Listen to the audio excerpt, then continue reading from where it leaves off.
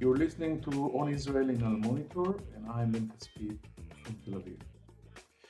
Our regular listeners know that Israel produces more news in 1 week than most countries do in a whole year. The first week of May was one such week. It started off with the escalating tensions between Israel and Russia over Hitler, no less, and ended with 3 Israelis axed to death by Palestinian terrorists in the town of Elad. The diplomatic incident with Russia followed a stunning statement by Russian Foreign Minister Sergey Lavrov, who repeated the claim that his country had invaded Ukraine in order to denazify it, and went on to say that the fact that Ukraine's President Zelensky was himself Jewish did not absolve him of Nazism. This is an exact quote of what Lavrov said in a TV interview. Hitler also had Jewish blood. It means absolutely nothing. The wise Jewish people say that the most ardent anti-Semites are usually Jews. These comments set off a firestorm in Israel and Jewish communities around the world. They were outraged, hardly believing what they were hearing.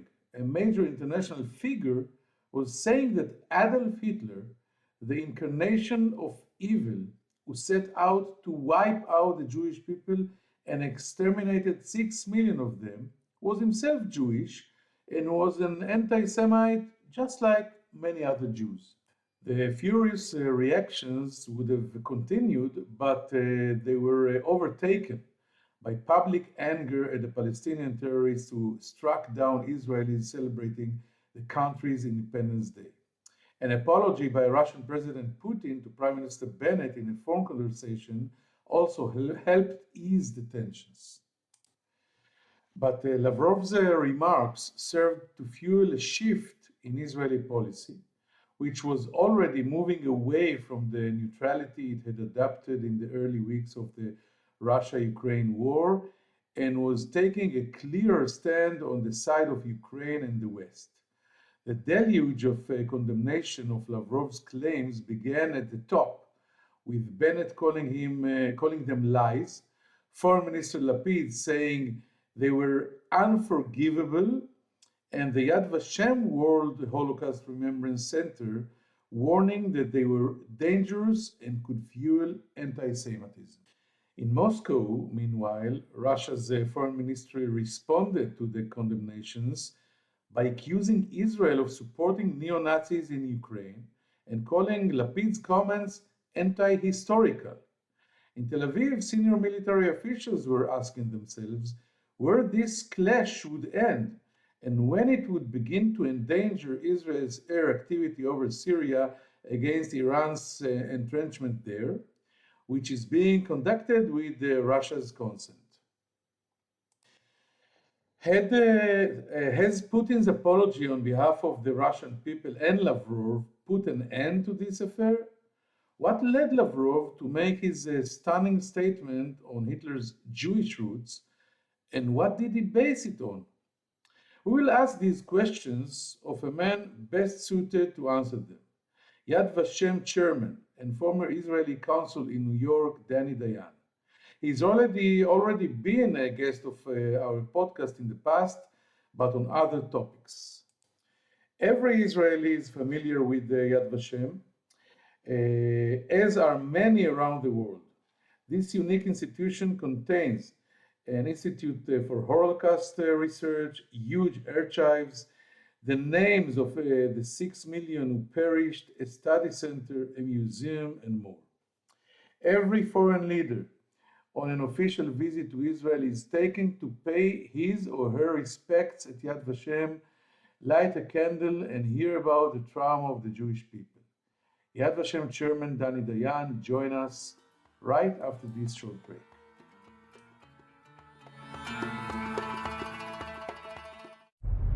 Hi, I'm Elizabeth Hagedorn, and I'm the State Department correspondent at Al Monitor. And I'm Joe Snell. I'm Al Monitor's video editor. Let's admit it, this past year has been difficult to stay on top of the news and sift through what's accurate and what's misleading. Let Al Monitor help you. If you care about the Middle East and North Africa, you should consider listening to Al Monitor's audio series On the Middle East with Andrew Parasalidi and Amber and Zaman, and On Israel with Ben Caspit. You can now watch our newest video podcast, Reading the Middle East with Gilles Capel. You can subscribe to these series on your favorite podcast platforms. And through a host of free daily and weekly newsletters, we offer a range of perspectives with the highest journalistic standards. You can subscribe to these newsletters at almonitor.com. As an award-winning media service headquartered in Washington, D.C., Al Monitor has a network of over 160 contributors around the world. So if you haven't done so already, be sure to visit almonitor.com, where you can find all of these newsletters and podcasts along with first-class reporting and analysis.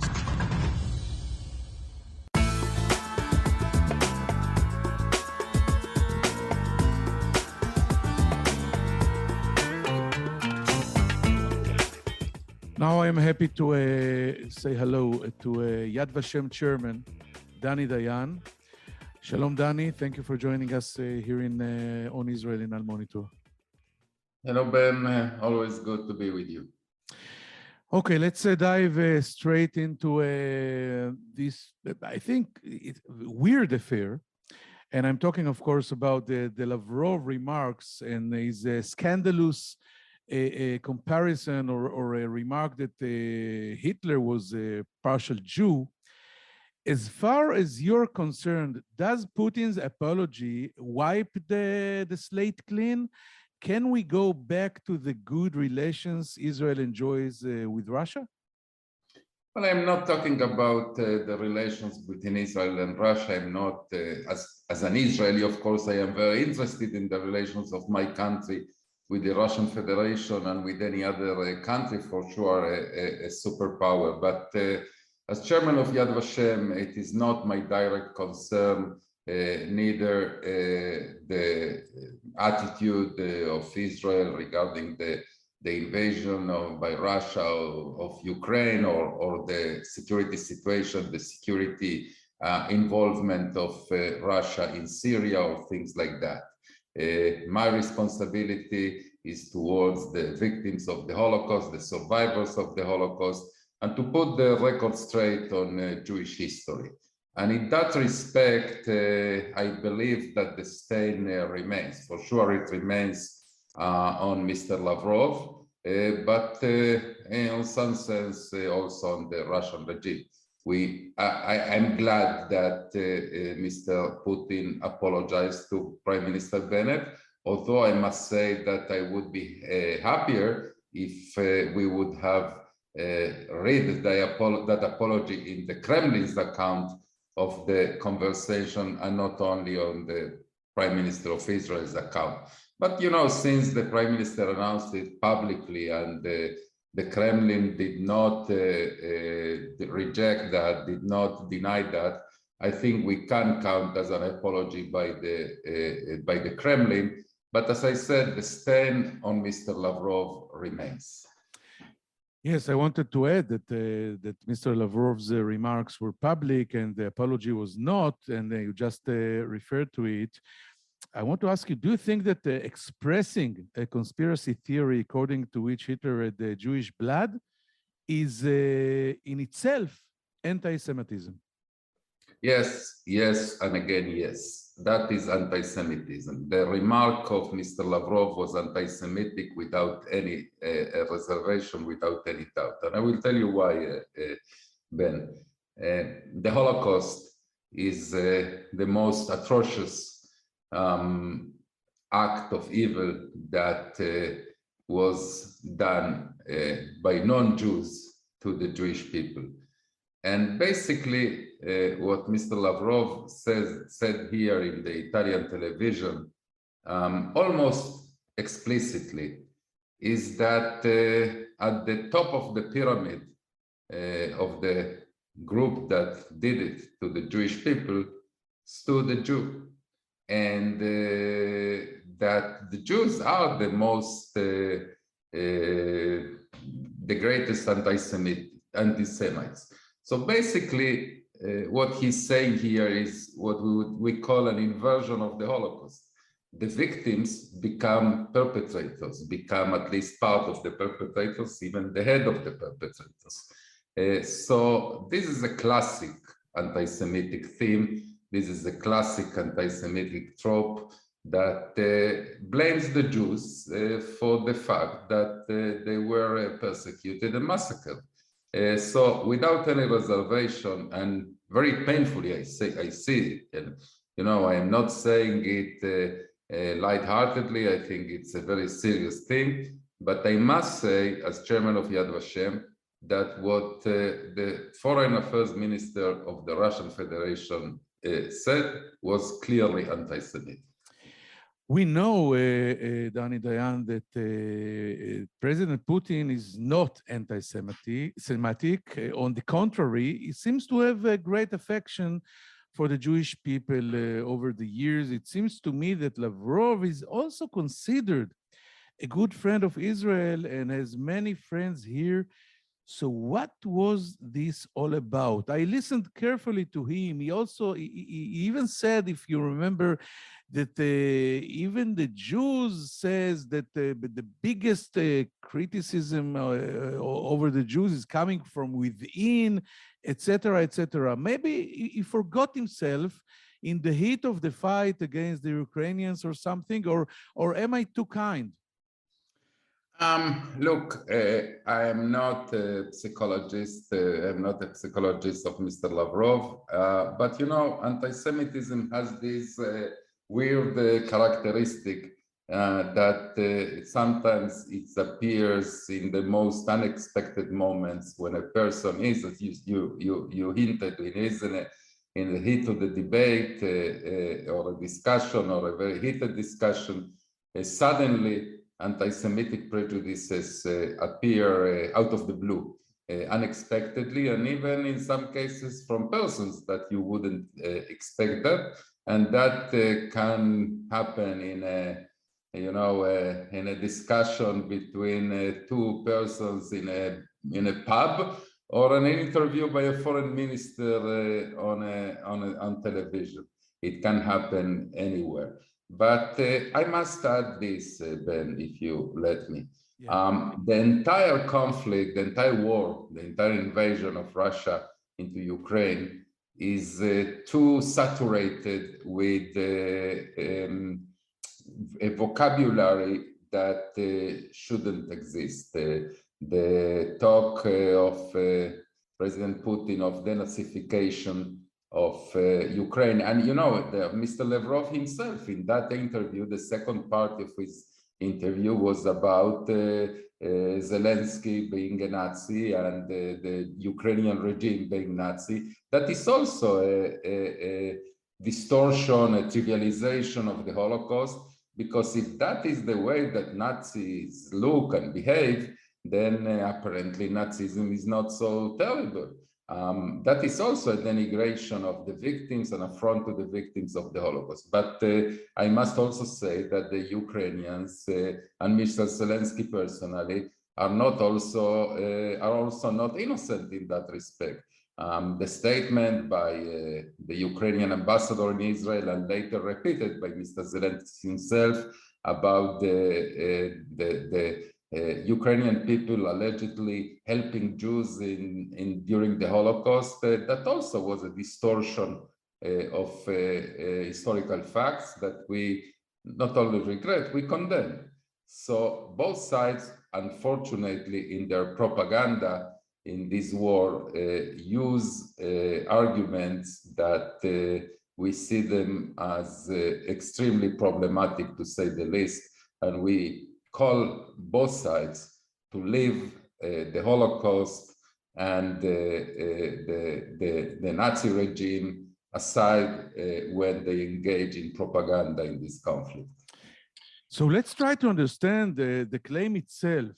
The theory about Hitler's Jewish roots has been spread by various conspiracy nuts over the years, but no historical proof has ever been found. As far as you know, and Yad Vashem knows, is there any truth to it? Where is it coming from?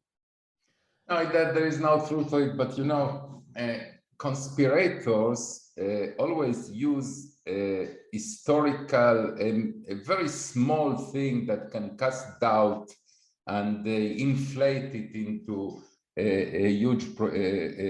huge dimensions. And this is exactly the case. We don't know for sure, 100% for sure, who was Hitler's grandfather, paternal grandfather, because he was what we would call an illegal child or a bastard. Some we used to call them in other times. And then there are theories that completely unfounded that the father of Hitler's father was Jewish. Basically, the person that invented that idea was a Nazi criminal named Hans Frank that was tried in Nuremberg in the Nuremberg trials and hanged in 1946. But he wrote memoirs that were published after his death, and in that those memoirs he floated that idea. So basically, it's a Nazi theory that has no foundation.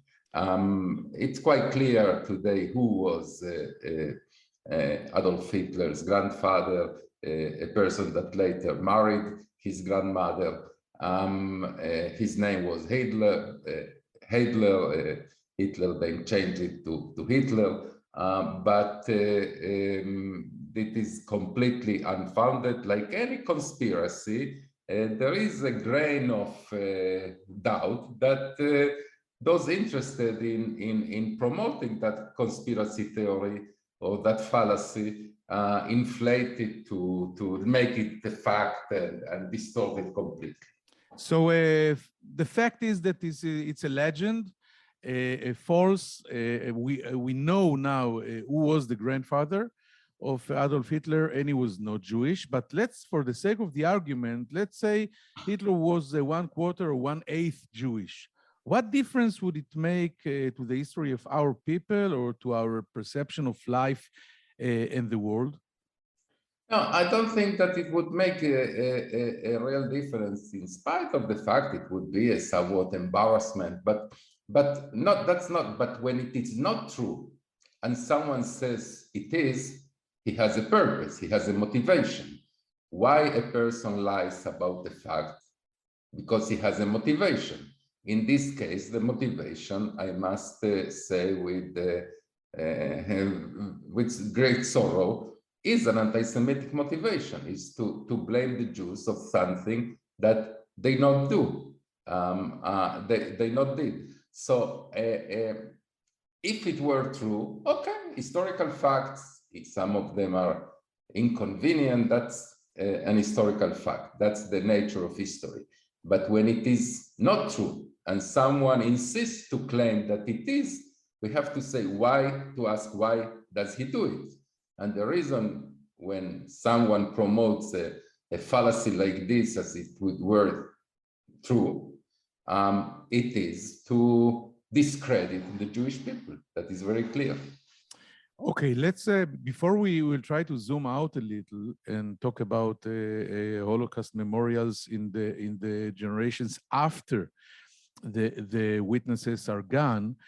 Just wanted to ask you if President Putin's apology surprised you. I know that it surprised the Prime Minister Bennett and Minister Zev Elkin that was on the line. The conversation was after the President Zelensky called Bennett in Independence Day here in Israel and asked him to ask Putin for a humanitarian corridor, etc. And then when he spoke to Putin after, in the end of the conversation, suddenly the president wanted to apologize. Was it a surprise for you? Well, I think it was a proper thing to do. I am not, an expert on Vladimir Putin. I must agree with you that there is no signs whatsoever that Mr. Putin is anti-Semitic or has any anti-Semitic inclinations, or probably, as you said, quite the contrary.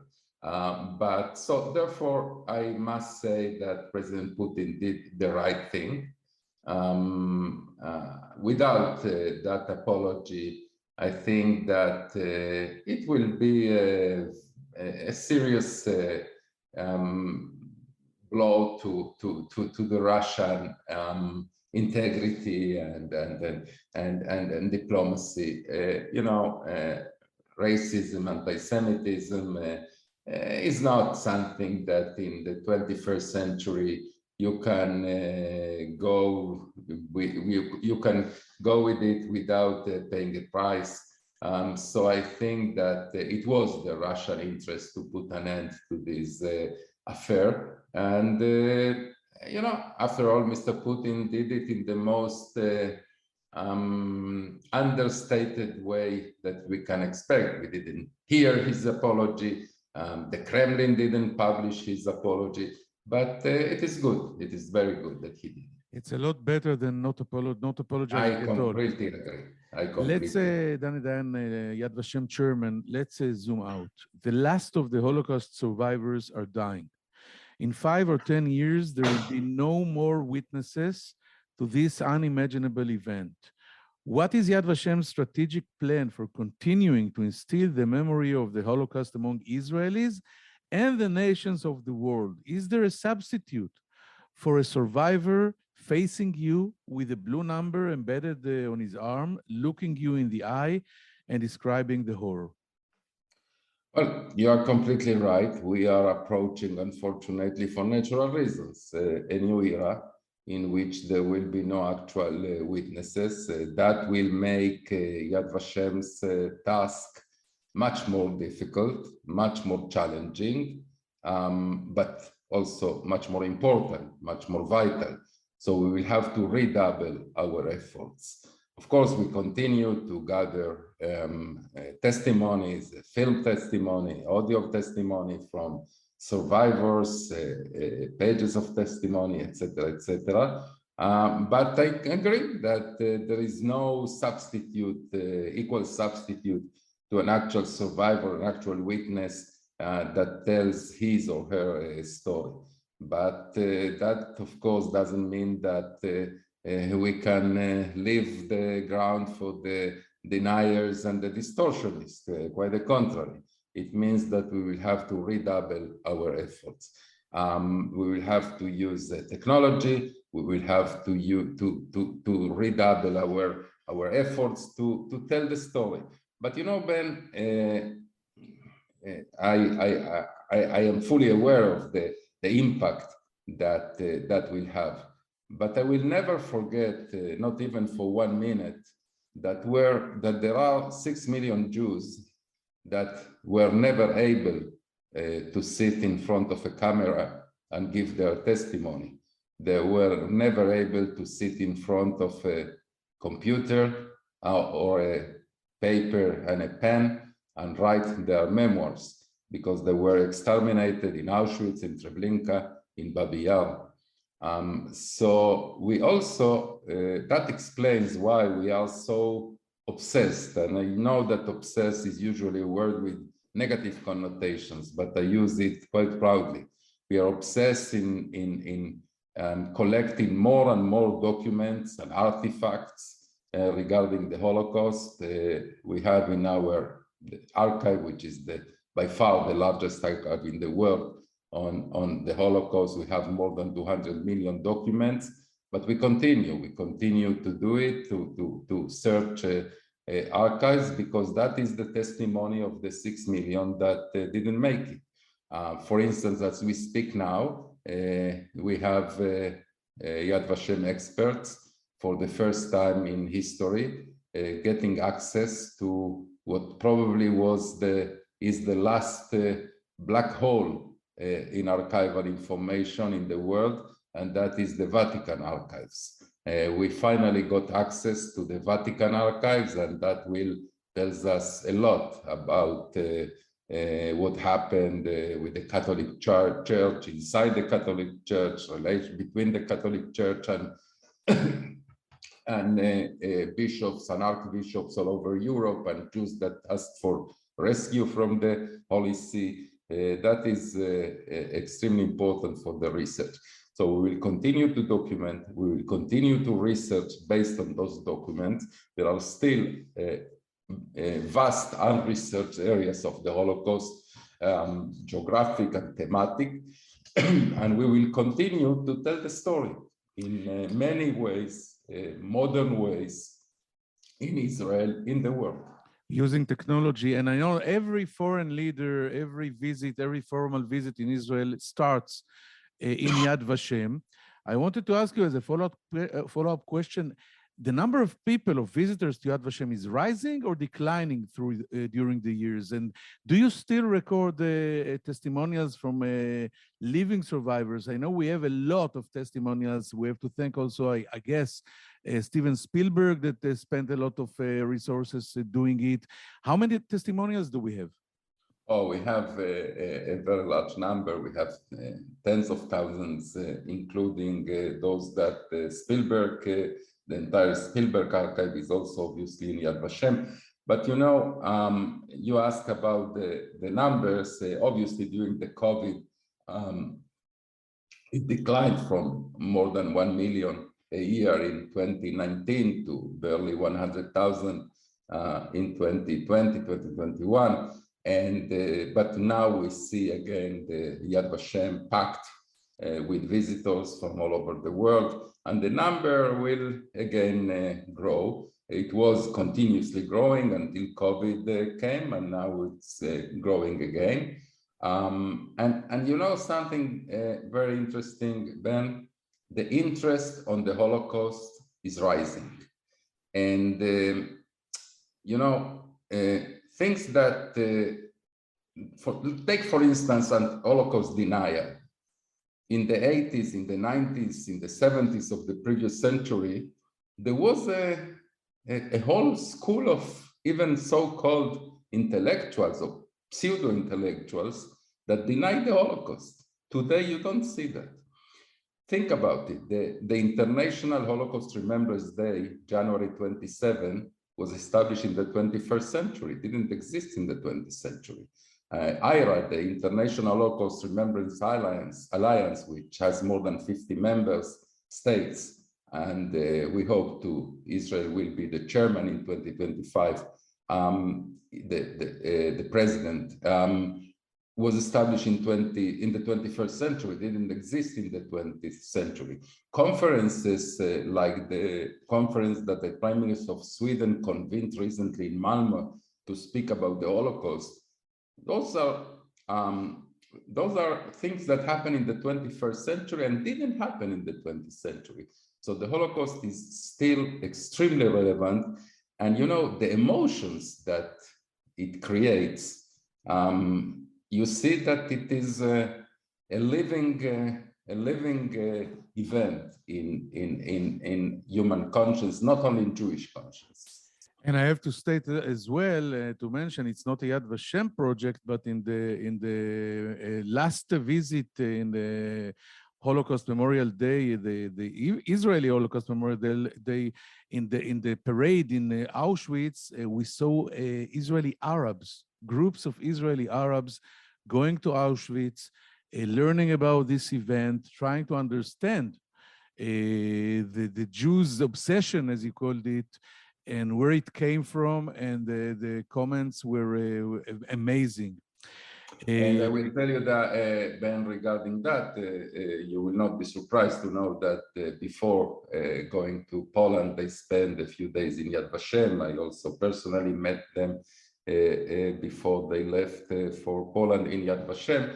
And I also can tell you that we are in contact with a museum in Dubai that has already a gallery on the Holocaust, the Crossroads of Civilizations Museum. The director of the museum will come to Yad Vashem in the near future, and we hope to convert that together into a full-fledged Holocaust museum, the first in an Arab country. So still we have some good news, if we can use the phrase good news about this issue. Yad Vashem Chairman Dani Dayan, I thank you very much for this interesting conversation. Thank you very much to that, Dani. Thank you, Ben. And we'll go for a short break and be back right after this with some final thoughts. Toda.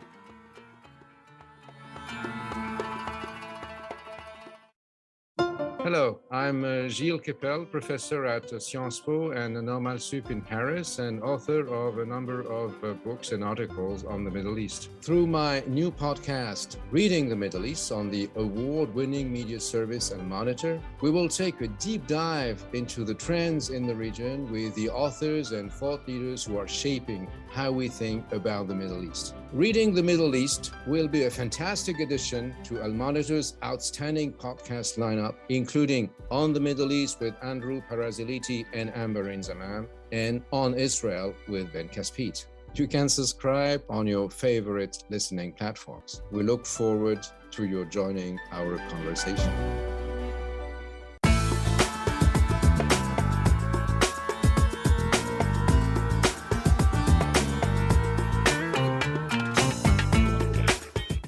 Thank you for staying with us.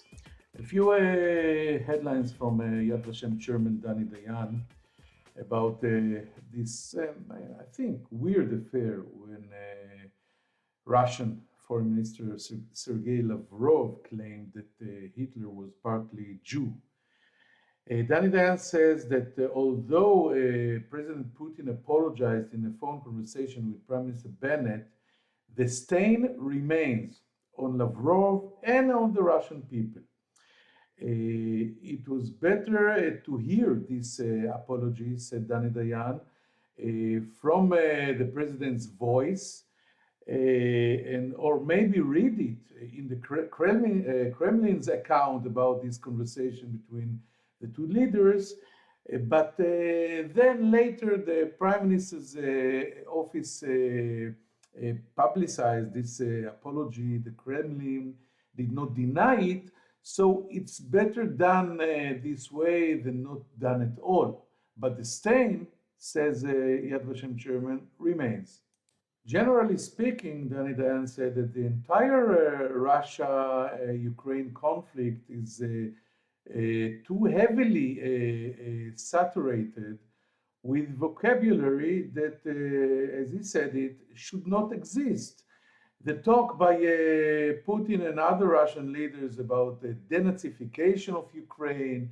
On the other hand, the Ukrainians are also not so innocent, to Dani Dayan's opinion, especially when the Ukrainian people, when the President Zelensky in his speech before the Knesset, the Israeli Knesset, said that the Ukrainian people helped the Jews during the Holocaust, and the reality was a little bit different. So maybe in my words, it's about time to desert this Nazi talk, because the Nazis were Germans between 1933 and 1945 that exterminated 6 million Jews.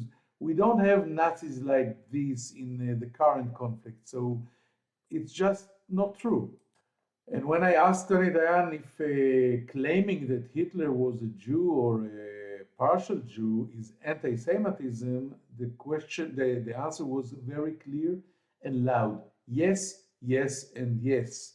When you say that on the top of the pyramid of the Holocaust actually stood a Jew, so the victims become also the perpetrators. So yes, this is anti-Semitism.